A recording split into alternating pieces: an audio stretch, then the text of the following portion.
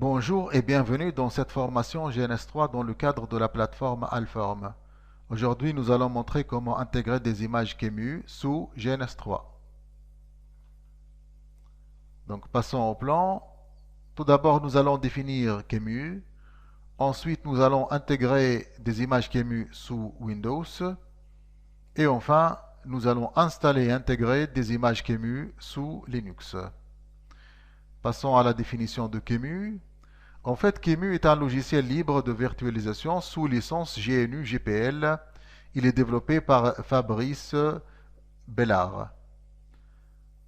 Concernant l'intégration des images QEMU sous Windows, ça ne nécessite pas un effort particulier puisque l'assistant d'installation GNS3 All-in-One le fait pour nous. Pour vérifier l'installation de QEMU, il suffit d'examiner l'existence de QEMU exe sous Program File GNS3 QEMU-la version. Il suffit alors de télécharger des images QEMU à partir d'Internet, par exemple à partir du site sourceforge.com, pour qu'on puisse les intégrer au niveau du GNS3. Ensuite, l'intégration au niveau du GNS3 se fait à travers le menu Édition Préférences. Passons à la démonstration. Donc, tout d'abord, nous devons télécharger une image QEMU à partir d'Internet. Il suffit de taper QEMU image ou QEMU Images for GNS3 et par exemple choisir le site SourceForge qui contient déjà une panoplie d'images. Nous allons choisir une image parmi cette liste. Ce sera le Linux TinyCore 3.8.2.img. Une fois téléchargé, nous aurons un fichier qui est similaire à celui-là. Nous ouvrons le GNS3. Au niveau des dites préférences, nous choisissons QEMU VMs. Ensuite, nous cliquons New. Nous laissons le type par défaut, comme il est. On clique Next. Par la suite, nous entrons le nom de l'élément que nous allons intégrer. Ça sera PC1 dans ce cas. On clique Next. On va laisser tous les paramètres tels qu'ils sont. Donc ici, nous vérifions le chemin vers l'exécutable QEMU. Il est correct. Par la suite, nous allons choisir le disque. Ça sera Linux-TinyCore-3.8.2. Nous cliquons Finish, Apply et OK. Une fois c'est fait, nous aurons l'image QEMU au niveau de la liste des éléments ou des devices. Nous allons ajouter 2 PC et un switch. Au niveau de la configuration, nous devons cocher Use the Legacy Networking Mode et au niveau d'Advanced Settings, nous remplaçons No Graphic par No ou encore No encore ACPI. Ça sera en minuscule ACPI. Voilà. Ça sera no encore et enfin ACPI. Nous allons faire la même chose pour le deuxième élément. Au niveau du network, nous cochons Use the Legacy Networking Mode. Et au niveau d'Advanced Settings, et plus précisément au niveau d'options, nous allons utiliser l'option no ACPI. Après l'application de ces changements, nous lions les deux machines au switch et nous démarrons ces deux machines. Donc nous remarquons que deux consoles euh, vient d'apparaître, bien évidemment, et les deux machines QEMU, ils sont en train de se lancer. Nous allons poser la vidéo jusqu'à ce que les deux machines se lancent complètement. Nous avons à présent deux machines QEMU ou deux images QEMU qui sont lancées. Donc nous allons faire un petit test. Nous commençons par la configuration des adresses IP de ces deux machines. Donc ça sera System Tools, par la suite Control Panel. Cela lance le panneau de configuration.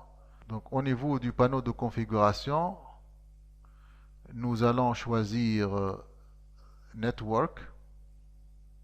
Mais tout d'abord, nous allons juste mettre le Control Panel ou encore le panneau de configuration au centre. Nous cliquons Network. Et puis, nous configurons notre ETH0 qui est l'interface locale. Elle aura comme adresse IP 10.0.0.1 par exemple. Et Apply. Nous cliquons Apply pour sauvegarder cette configuration. Et nous passons vers la deuxième machine pour la configurer. Au niveau de la deuxième machine, nous faisons la même chose. Nous allons configurer notre réseau. Il aura l'adresse IP 10.0.0.2.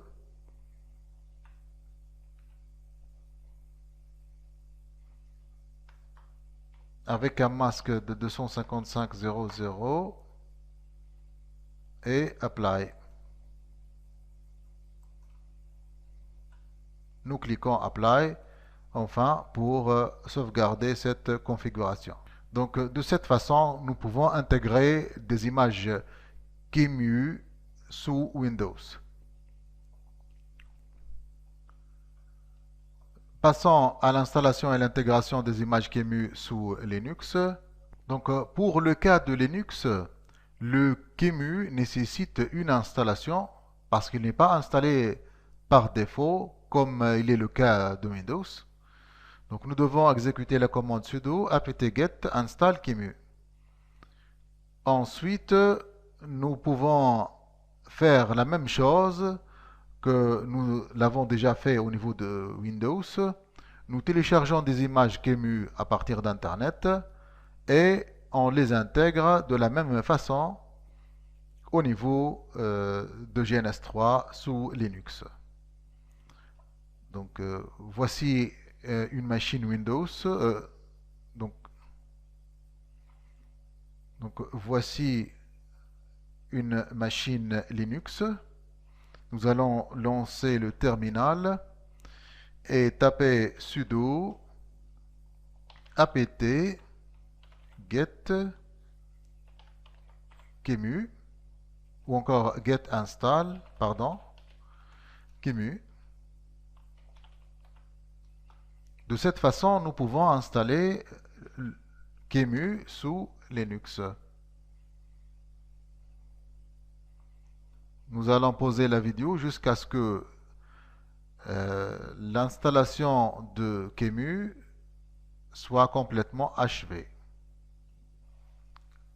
Après l'installation de QEMU, nous lançons le GNS3.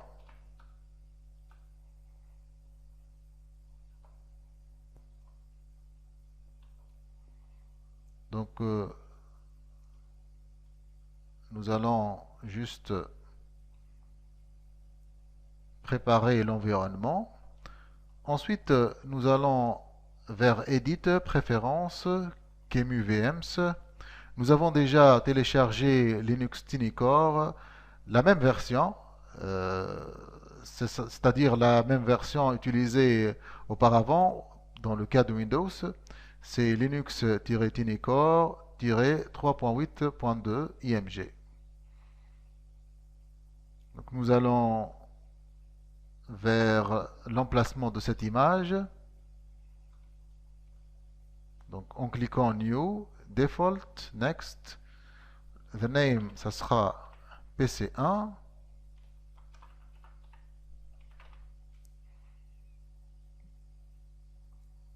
Et ensuite, nous laissons tous les paramètres tels qu'ils sont. Nous allons indiquer à GNS3 l'emplacement de l'image QEMU.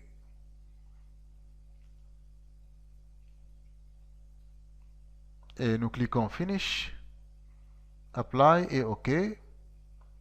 Nous allons ajouter deux PC de la même façon que nous l'avons fait déjà au niveau de Windows.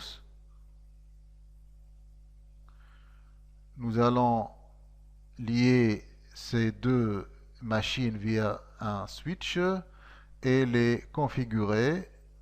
On va configurer le network pour qu'il sera donc use the legacy networking mode, qu'il soit donc le use legacy networking mode coché. Et au niveau d'advanced settings, ça sera no-ACPI. Apply et OK. De la même façon, nous configurons le deuxième PC. Nous cochons Use the Legacy Networking Mode. Advanced, au niveau d'Advanced Setting, nous changeons l'Options, le champ Options, pour être donc no-ACPI. Nous cliquons Apply et nous lançons les deux machines et ils se lancent tout à fait comme au niveau de Windows.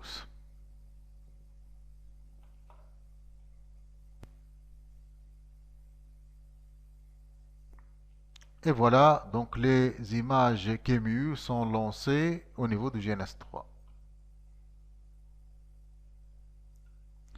Donc ce qu'on a couvert au niveau de cette vidéo, c'est tout d'abord la définition de QEMU, ensuite la démonstration d'intégration des images QEMU sous Windows, et enfin une démonstration d'installation et d'intégration des images QEMU sous Linux.